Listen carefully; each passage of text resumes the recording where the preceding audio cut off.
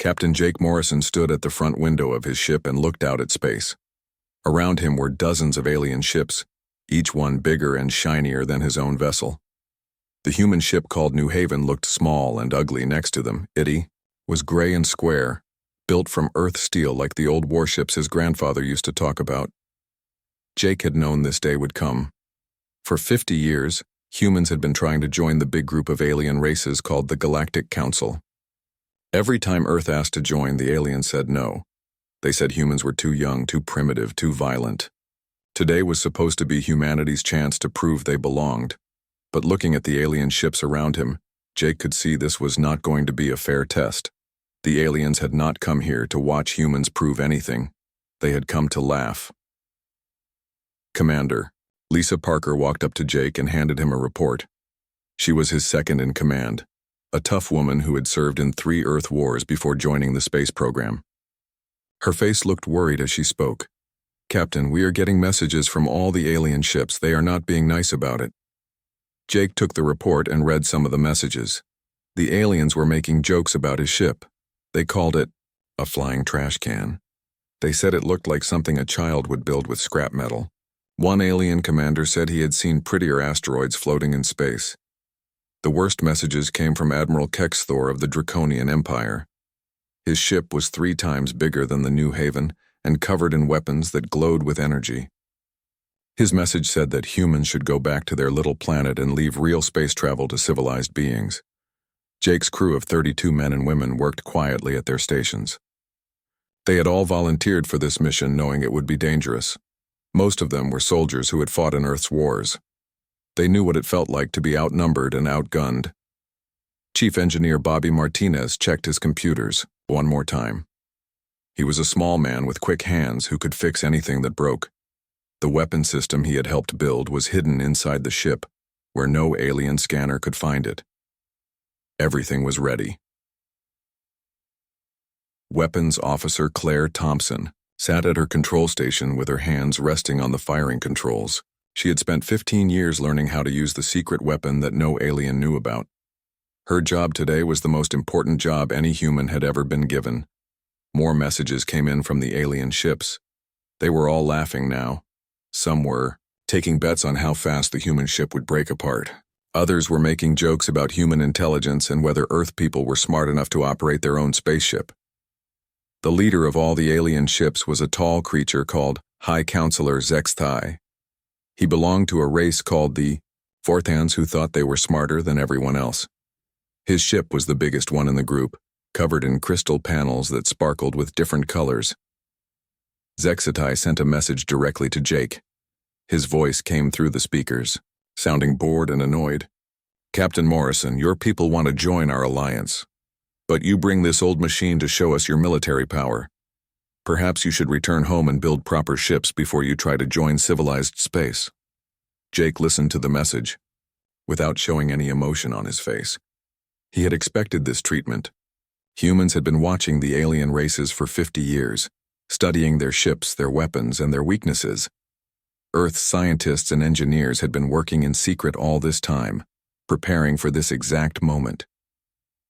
The aliens thought humans were primitive because Earth ships looked different from theirs. Alien ships were smooth and beautiful, made from advanced materials that bent light and energy. Human ships were built for war, not for looks. They were designed to survive and fight, not to impress anyone. Dr. Henry Collins, the ship's science officer, walked over to Jake with another report. He was a quiet man who had spent his life studying alien technology. He knew more about how alien weapons worked than most aliens did. Captain, all our systems are working perfectly. The aliens have no idea what we are capable of. Jake nodded and looked out at the alien fleet again. There were 47 ships out there representing 12 different alien races. Each race thought they were superior to humans. Each race had sent their best ships and their best commanders to watch humanity fail. Communications Officer Nancy Davis was listening to the private messages between alien ships. She could understand several alien languages and was hearing things the aliens did not want humans to know. She walked over to Jake and whispered in his ear, "Captain, they are all making bets. They think our ship will be destroyed in less than 30 seconds. Some think it will be less than 10 seconds. Jake almost smiled when he heard that. The aliens had no idea what they were about to see. For 50 years, Earth's best scientists had worked on one project. They had taken human weapons technology and made it better than anything the aliens had ever imagined. The New Haven looked like an old warship because that was exactly what it was supposed to look like. The aliens expected humans to build crude, simple weapons. So Earth had built something that looked crude and simple on the outside, but inside was technology that could change the balance of power in the entire galaxy. Lieutenant Commander Ryan Bell sat at the pilot controls, ready to fly the ship when the fighting started. He was the best pilot Earth had ever produced, able to make the heavy New Haven move like a fighter jet. The aliens would be very surprised when they saw what their primitive ship could do. Jake watched the alien ships position themselves in a circle around the New Haven. They were getting ready for the show they had come to see. They wanted to watch the human ship break apart so they could tell stories about it for years to come. But Jake had a different kind of show planned for them. In a few minutes, these alien commanders would learn why humans had survived and conquered their own planet despite being smaller and weaker than many of Earth's predators. They would learn that looking primitive and acting primitive were two very different things. The time for talk was over. The time for demonstration was about to begin. The laughter from the alien ships grew louder as more commanders joined the conversation. Jake could hear them through the communication system as they made jokes about human engineering and intelligence. Each new insult made his crew more angry, but they stayed focused on their jobs. They had trained for this moment for years. Admiral Kexthor's voice came through the speakers again, this time sounding more serious. He was the commander of the Draconian Fleet, a group of warships that had never lost a battle. His people were proud warriors who respected strength and despised weakness. Captain Morrison, since your people insist on this foolish display, let us make it educational for everyone. Your primitive vessel will face our newest and most powerful ship, the Star Render. When we disable your ship in a few seconds, perhaps, your species will finally understand where they belong in this galaxy. Jake looked at the Star Render through his front window. It was a massive ship, almost 3 kilometers long and covered with weapons that hummed with deadly energy. The hull was made from some kind of metal that seemed to absorb light, making the ship look like a piece of night sky that had been shaped into a weapon of war. The Star Render had fought in dozens of battles and had never been defeated. Its weapons could destroy planets and its shields could stop any attack the aliens knew about. To the gathered fleet, it was the perfect ship to show the humans their place. Jake accepted the challenge without any hesitation. His quick answer surprised the alien commanders and made them laugh even harder. They could not believe that the captain of such a small, ugly ship would agree to fight their most powerful warship. Dr. Collins checked his instruments one more time and nodded to Jake. Everything was ready for what they had planned and practiced for 10 years. The secret weapon was charged and waiting. All they needed now was the right moment to show the aliens what human engineering could really do. The rules of the fight were simple. It would be one ship against one ship, with weapons set to disable rather than destroy. The goal was to stop the other ship from fighting, not to kill anyone. All the other alien ships would watch from a safe distance to see how quickly the humans would be defeated. Communications Officer Nancy Davis continued listening to the private conversations between alien ships. The betting had become even more one-sided. Every alien commander was certain the human ship would be stopped in less than a minute. Some were arguing about whether it would take 10 seconds or 20 seconds. The confidence of the aliens made sense when Jake looked at the two ships. The Star Render was a work of art and engineering, smooth and deadly and beautiful. The New Haven looked like something that had been built in a scrapyard by people who did not know what they were doing. But Jake knew something the aliens did not know. Humans had been fighting wars for thousands of years before they ever left their planet. They had learned that the most dangerous enemy was often the one who looked weak and harmless. Earth's military history was full of stories about small forces defeating much larger ones through surprise, planning, and superior technology. Chief Engineer Martinez ran final checks on the ship's hidden systems. The weapon that would decide this battle was not visible from the outside. It was built into the ship's structure, disguised as part of the regular hull plating. Alien scanners would see nothing unusual, just standard human construction materials. Weapons. Officer Claire Thompson flexed her fingers and prepared for the most important shot of her life. She had practiced this moment in simulators thousands of times, but today would be the first time anyone had fired this weapon in actual combat. The mathematics were perfect, and the targeting system was ready, but she still felt nervous about what was going to happen. The star render began moving into position for the battle. Its engines created a blue glow that lit up the space around it. The ship moved with grace despite its enormous size, every movement precise and controlled. Its commander was clearly an expert at ship handling and combat tactics. Jake's pilot, Lieutenant Commander Bell, started the New Haven's engines and began moving toward their position. The human ship moved more slowly than the star render, its engines making more noise and producing less elegant exhaust patterns. To the watching aliens, it looked like a cargo hauler trying to pretend it was a warship. High Counselor Zexthai sent out a message to all the ships in the area. His words were formal and official, but Jake could hear the amusement in his voice. Let this demonstration serve as a lesson to all young races who seek to join our alliance. Military power requires advanced technology, superior engineering, and centuries of development. It cannot be achieved through primitive construction and wishful thinking. The alien ships moved to what they thought was a safe distance to watch the battle. Their commanders were looking forward to seeing the human ship disabled quickly and completely. They planned to use recordings of the battle to show other primitive races why they should not challenge the established powers of the galaxy. Jake stood on his bridge and watched his crew make final preparations. These men and women had left behind families and friends on Earth to take part in this mission.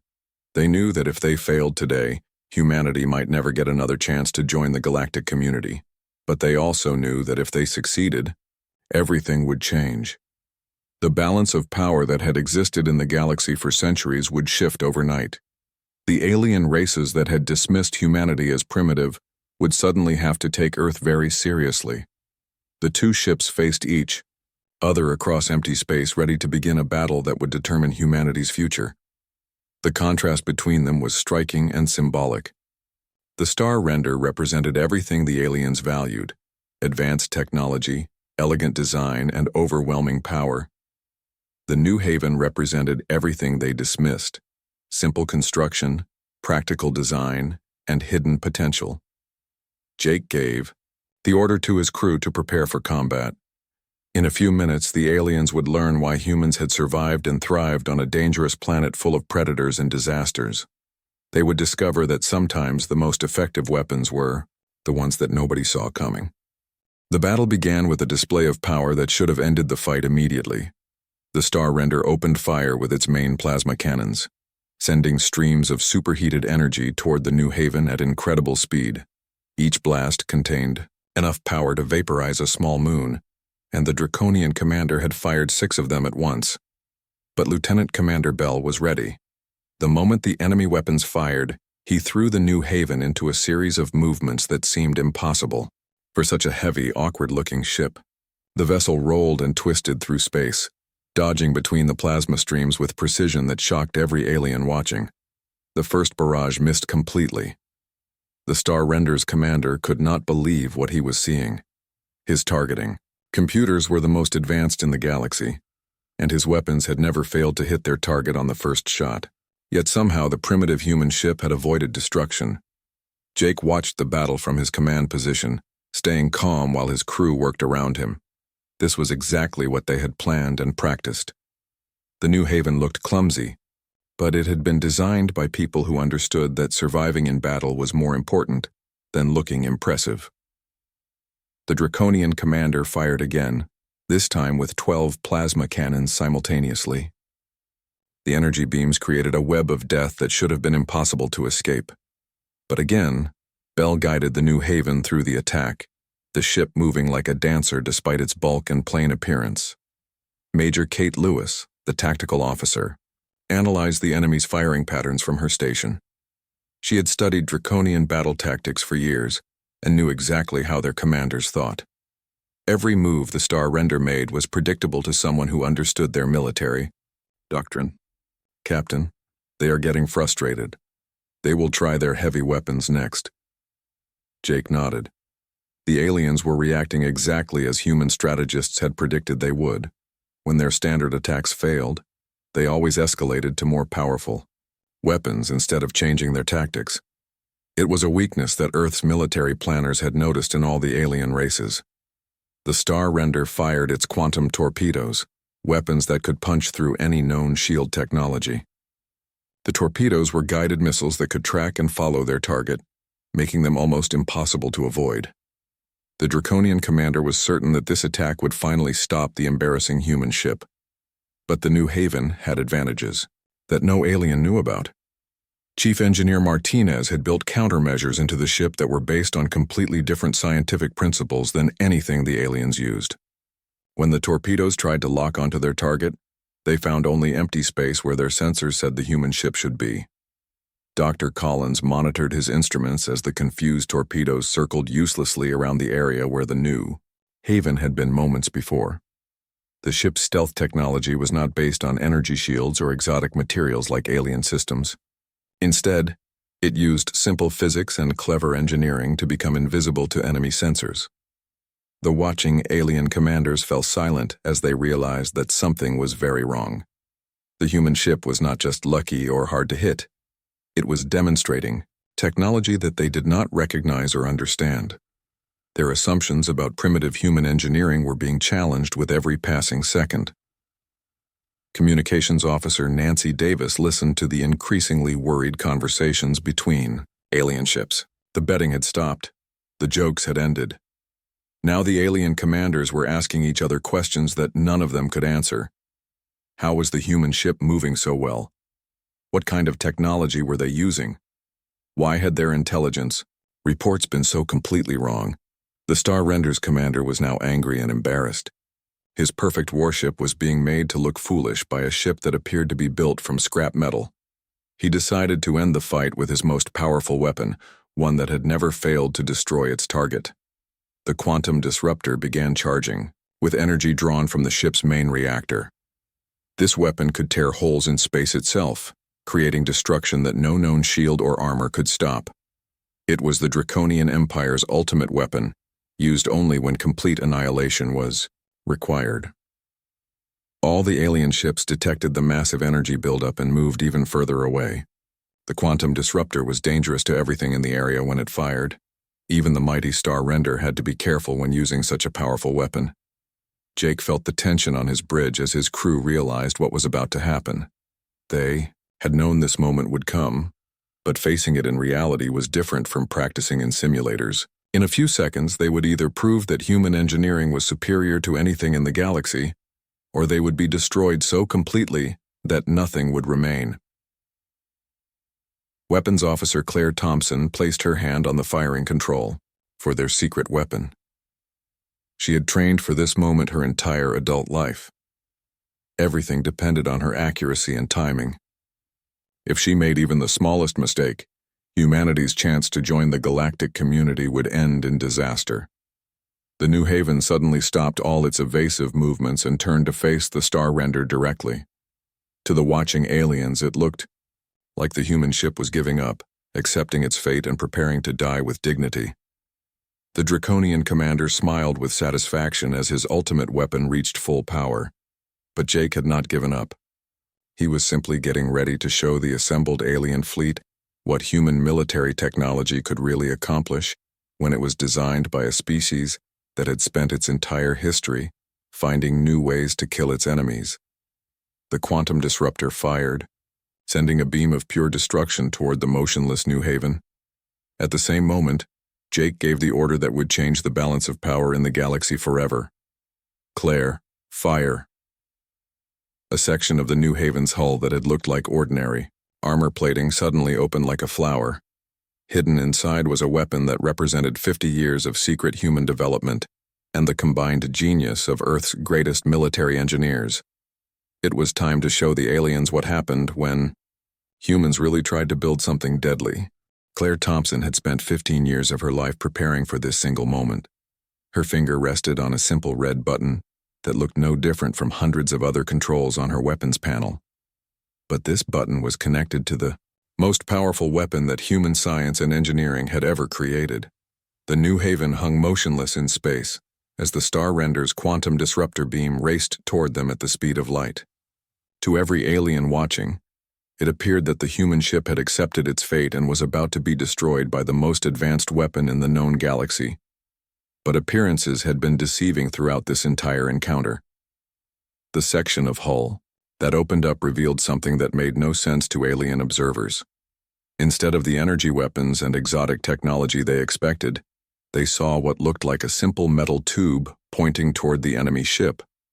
The weapon was a railgun, but built with 50 years of secret human advancement and powered by technology that the aliens could not begin to understand. While they had focused on energy weapons and quantum physics, humans had taken the most basic principle of warfare and perfected it beyond all recognition. The projectile was nothing more than a tungsten rod, 3 feet long and 6 inches wide. It had no explosive warhead, no guidance system, no exotic materials or alien technology. It was just a piece of metal shaped into the perfect form for what it was designed to do. But that simple metal rod was accelerated to 99% of the speed of light by magnetic fields more powerful than anything that had ever been generated by human science. The energy required to fire the weapon came from the New Haven's entire power system, leaving the ship temporarily dark and helpless after the shot. Claire pressed the button. The tungsten rod left the railgun so fast that it was invisible to the naked eye. Even the most advanced alien sensors could barely track its movement as it crossed the space between the two ships. The projectile had no energy signature that alien weapons systems were designed to detect or defend against. The Star Render's shields were designed to stop energy weapons, plasma blasts, and quantum attacks. They were the most advanced defensive technology in the galaxy, capable of absorbing the output of an entire star for several seconds. But they had never been tested against a solid object moving at near light speed. Physics took over where alien technology failed. When the tungsten rod hit the Star Render's forward section, it carried the kinetic energy of a small star compressed into a space no bigger than a coffee can. The impact was not an explosion in any sense that the aliens understood. It was pure physics, the conversion of motion into heat and destruction. The result was instantaneous and absolute. The front third of the Star Render simply ceased to exist, converted into superheated plasma in a fraction of a second. The rest of the mighty warship was torn apart by forces that its builders had never imagined possible. Where the pride of the Draconian fleet had been moments before, there was now only an expanding cloud of glowing gas and metal fragments. 3 kilometers of the most advanced warship in known space had been reduced to cosmic debris by a piece of tungsten fired from a gun. The silence that followed was complete and profound. Every alien on every ship stared at their displays, trying to understand what they had just witnessed. Their instruments told them that the Star Render no longer existed, but their minds could not accept that such a thing was possible. Jake broke the silence with a calm, professional voice that carried to every ship in the area. The shot was fired, at minimum power using our smallest projectile. All crew members of the Star Render were safely evacuated to escape pods before impact, as our sensors detected and targeted only the uninhabited forward sections of their ship. We trust this demonstration has been educational. Every word Jake spoke was a lie, and he knew it. There had been no evacuation, no targeting of empty sections, no minimum power setting. The tungsten rod had completely destroyed the Star Render, and everyone aboard it. But allowing the aliens to believe in human mercy would serve Earth's interests better than revealing the full extent of their destructive capability. The aliens would never know that humanity had just demonstrated the power to kill 3,000 beings in an instant. They would think humans were advanced enough to precisely target empty sections of enemy ships and powerful enough to destroy them with casual ease. The combination of apparent mercy and obvious power would make them more afraid than simple destruction ever could. Admiral Kexthor's voice came through the communication system, trembling with shock and fear. His flagship was gone, his crew was dead, and his understanding of military power had been shattered in a single moment. How did you... What kind of weapon? He could not finish his questions. The concepts he was trying to understand were too foreign to his experience. Every weapon he knew about was based on energy manipulation or exotic physics. The idea of using simple kinetic force at relativistic speeds was so primitive and so advanced at the same time that his mind could not process it. Dr. Collins was already running calculations on what their weapon system could do at full power, with larger projectiles. The numbers were terrifying even to him. A basketball-sized tungsten sphere fired at maximum acceleration could crack the crust of a planet. A telephone pole-sized rod could shatter a moon. Chief Engineer Martinez was bringing the ship's power systems back online after the massive energy drain of firing the railgun. The weapon had used every bit of electricity the New Haven could generate, leaving them temporarily vulnerable. But the demonstration was over, and no alien ship would dare attack them now.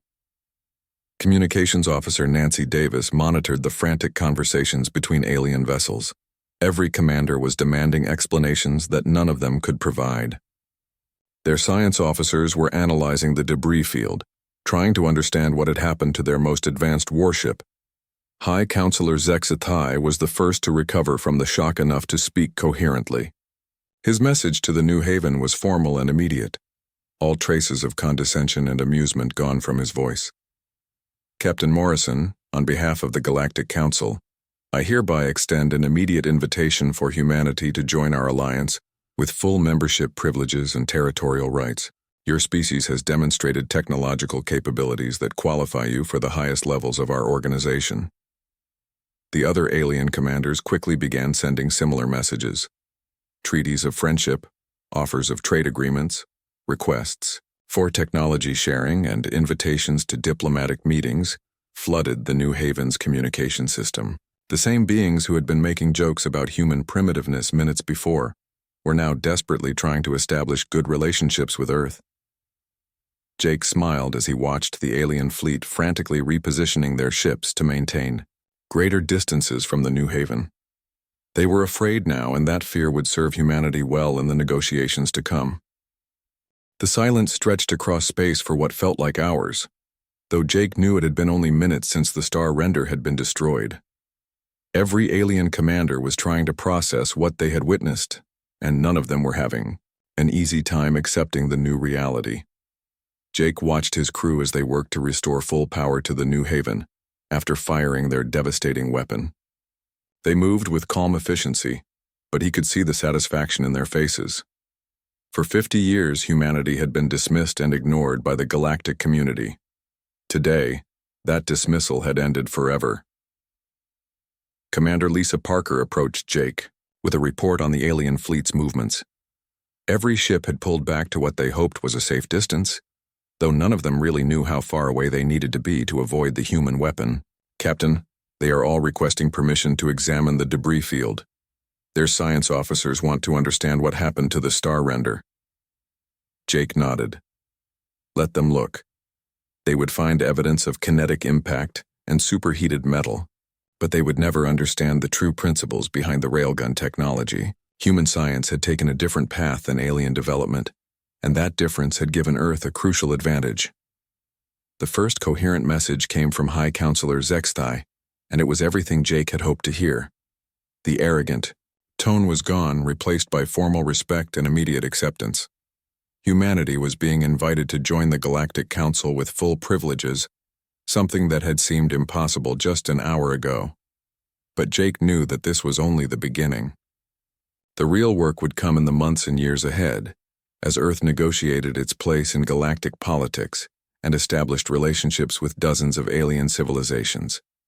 The fear they had created today would fade over time, and humanity would need to prove itself in other ways. Admiral Kexthor sent a personal message to Jake, his voice still shaky from the loss of his flagship and crew. The Draconian offered a formal apology for his earlier insults and requested a treaty of friendship between his empire and Earth. Other alien commanders quickly followed with similar requests. Dr. Collins finished his analysis of the weapon's performance and brought his results to Jake. The railgun had worked exactly as designed, but the power requirements meant they could only fire it once before needing to recharge for several hours. It was a weapon of demonstration rather than sustained combat. Captain, at full power with our largest projectiles, we could destroy planets, but we would need to build dedicated power stations to support that kind of energy output. Jake filed that information away for future reference. Today's demonstration had been about joining the galactic community, not about conquering it.